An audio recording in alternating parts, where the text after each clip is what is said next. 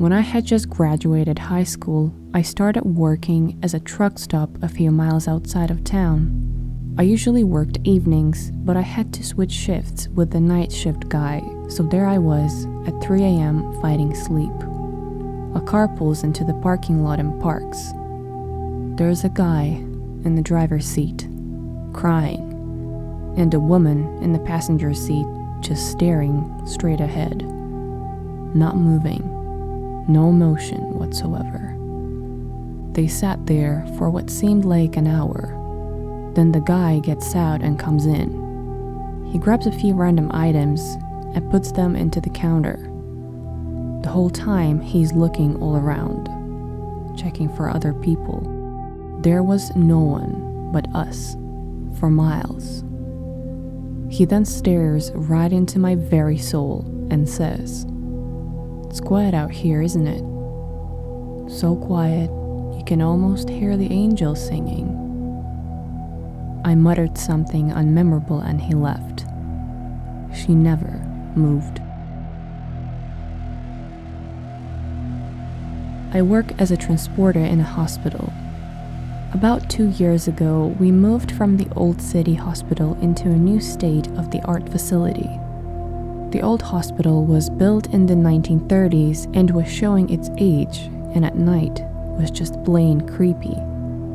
Each floor had an east and west wing.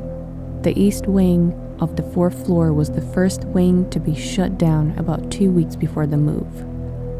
One night at around 9:30, I went up on the floor to get a patient from the west wing. I see a small group of nurses and aides who all used to work in the now closed east wing. They looked visibly shaken. I walked over to see if everything was okay. They told me that they had decided to walk through their old wing for nostalgia's sake. When they were over there, the phone at the nurse's station started ringing. The computers and phones had not yet been moved. Not sure what to do, one of the nurses reached over the counter and answered the phone. The nurse told me there was a woman's voice on the other end, and she sounded confused. This was the conversation as best as I can remember it. "This is Jess. How can I help you?" asked the nurse. Hello, who is this? "This is Jess. I'm a nurse. Is there anything I can help you with?" Where I am, "This is Johns Hopkins Hospital. Are you a patient here?" Oh, okay. That's when the nurse finally looked at the screen on the phone to see where the call was coming from. The phone gave the room number directly next to the nurse's station. The rooms by this point had been all cleared out and the phones removed. They could see directly into the room and see that there was nobody in there. That's when they bolted towards the west wing where I was getting off the elevator. I avoided that wing for the rest of my time there. I work at a hospital overnight. I was cleaning 2 rooms after patients left. They were connected. There was one exit. I cleaned the first room, left for 10 minutes, got my supplies, and went back to the other. I saw a little old lady in a chair, hunched over. I stared at her for a few seconds, thought it was odd they put a patient in already. 2 female nurses asked if I was sitting in the chair. They got scared. Nope, it was an old lady. Well, I check. Room is empty. She disappeared. I would have seen if she walked past me. That was really creepy. No one on the floor fit the description I gave of her, except the lady who died in the room 4 hours before my shift. I used to work at a city hall a few years ago as a security guard. There was abandoned jail cells in the basement that haven't been used in years. Part of my duties was to patrol them for any squatters. It was probably my second time patrolling alone, and things started to get really fucking weird. I went down to the old prison holding cells, and it's a long narrow hallway about 6 meters wide and 100 meters long with cells on both sides. The hallway was lit with light bulbs hanging from the ceiling. I was walking past the fourth column of cells when the lights went out. I turned my flashlight on and walked back towards the light switch.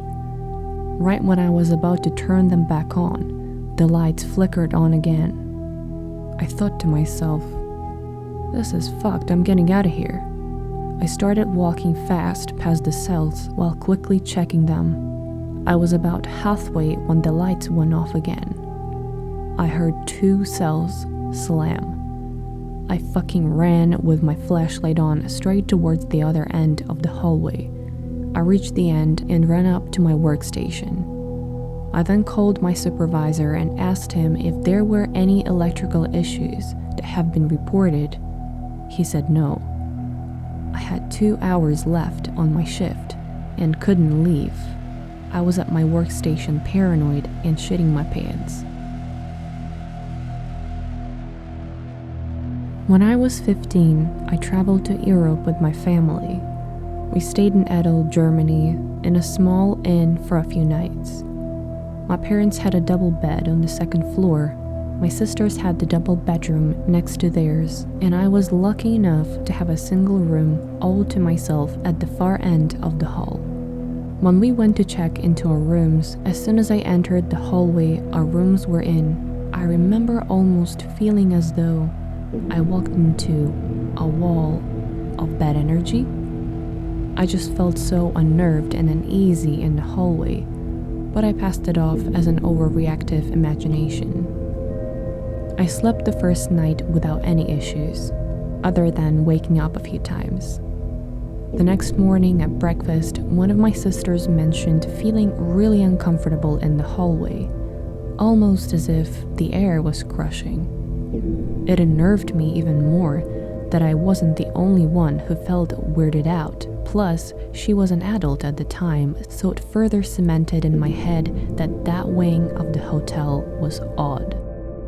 Later that night, I'm sleeping peacefully when at about 2 a.m., I'm woken by something ripping the covers off of me and being jerked about 2 feet towards the end of the bed by my ankle. At first, I thought someone had broken into my room, because when I turned towards what had grabbed me, a huge, looming black shape was visible in the darkness, like a man was in my room. I frantically flipped the light on, only to have there been nothing there. The window was locked from the inside, there was no one in the closet or the bathroom, and my room was also still locked from the inside. I stayed up for the rest of the night, scared, playing Cooking Mama on my DS. The next morning, we're at breakfast and my sister mentions that she was up half of the night because she thought she saw a person silhouetted against the wall of the room.